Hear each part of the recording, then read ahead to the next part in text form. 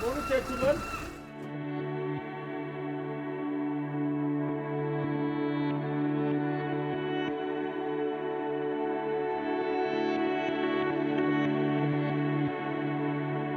Hey, we've got the market, the shop, the house clearances, the buying and selling. We're in 2 antique centres. I haven't cleared a pub and a restaurant for about 18 months because I unearthed from the bloke, but I used to. But we'd still look for another like coming to Bristol to do a bit of business with you. We'd still do it.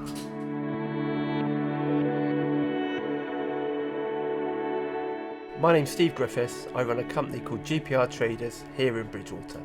My first ever job was actually bean picking when I was about 9 or 10 years old, when I lived in a village called Western Zoyland, where a local farmer used to invite people to come, adults and children, and you would fill broad beans into a box, and then he would weigh the box and pay you money. Back then, once me and my friends had got to about £1 or £2, we used to weigh them in, take the money and go to the shops. I started my own business in late 1999.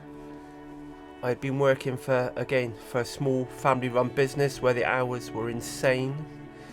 30 out the house, 13, 14 hours a day, weekends, evenings, and I just didn't like it. I didn't like being away. I didn't like the long hours. So I stepped away from that altogether.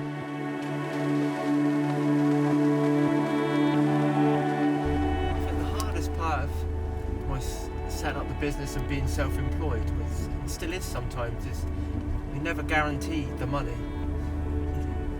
We have 3 or 4 different sides of the business, but you know, when you go back to work at 8 o'clock on a Monday morning, you're still not now, after 25 years, guaranteed that you're going to make any money. We always do. We always make a profit every year, but even now, after all these years, I still worry until that first phone call, that first person comes through the door, the first person confirms they're going to be at the market on Friday. It can be stressful. We originally used to just put the market stalls up for, at the time, Sedgemoor District Council, because it was so early in the morning, and we used to put them up, walk away, have no more involvement, and then go back in the afternoon once the market is finished and take them down. The guy who used to work and run it on behalf of the council left. The council decided that we were going to drop it. Some of the stallholders got together and approached the council and said, why don't you let Steve and Kev do it? So we took it over. I think when we took it over there was 4 stalls, 4 regular stores. I think within 6 months we got a butcher's van, fruit and veg, cheese stall, a baker, and we've grown it now to what it is.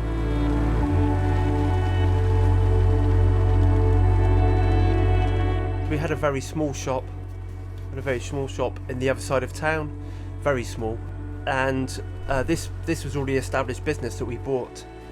A lot of people call it a junk shop, which we don't really mind because that's trendy. We got the vintage and retro stuff, we got the modern stuff. We have probably 90% of what can come out of a house clearance a lot of it can come here and be sold, which keeps the cost down for the customer. So we still get people driving past with and selling stuff out the boot of the car, which is always interesting. You never know what's going to turn up. We've been here a long time. We've got a good following. People like to come in. It's very social. We see the same people every day. Some come in to buy, some come in to chat. Would I still do it over? Would I still do it again if I had my time over? Absolutely, yes. Nice one.